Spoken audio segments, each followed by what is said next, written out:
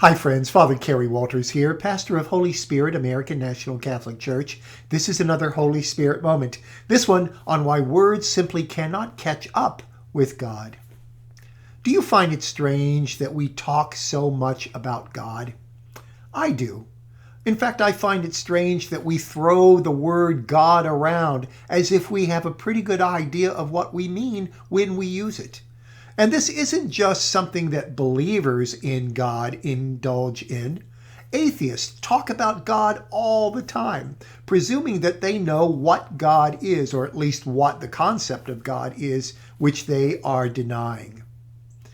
It's not at all clear to me, however, that we really do know much about God.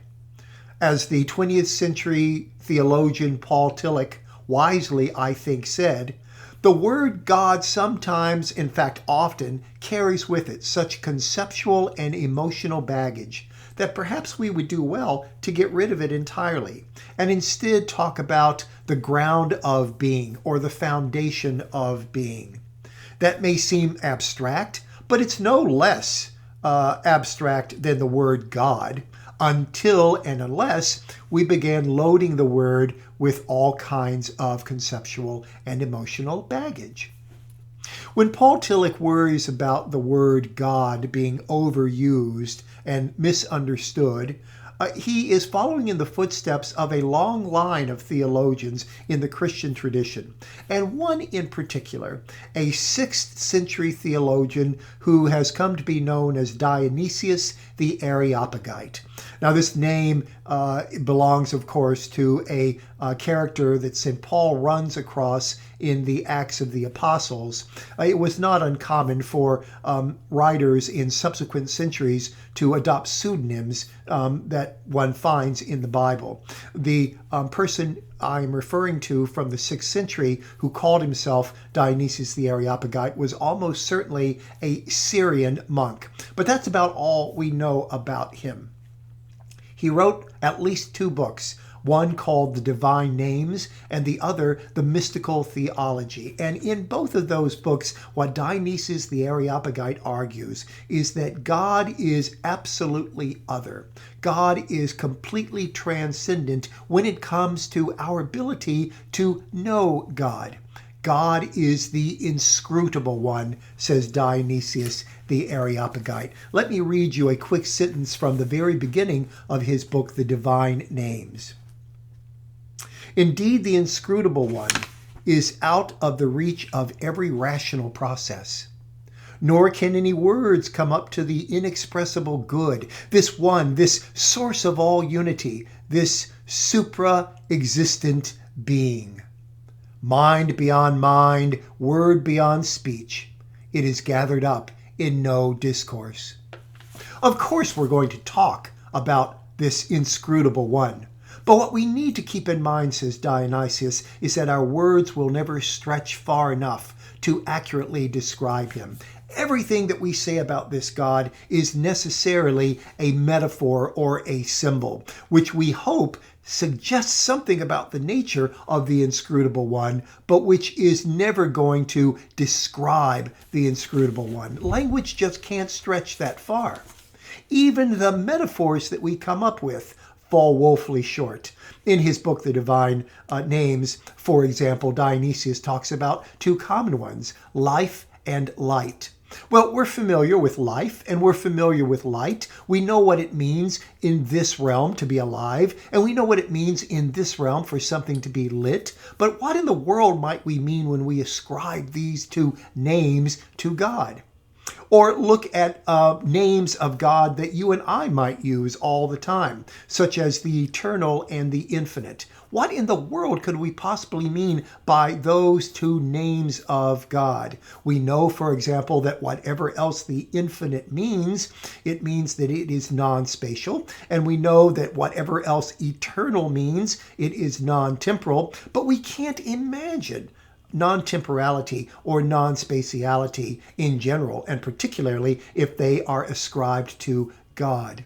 Or we call God good and powerful. Well, we know what it is to be a good person, and we know what it is to be a powerful person, but what in the world might those 2 names mean if we ascribe them to God?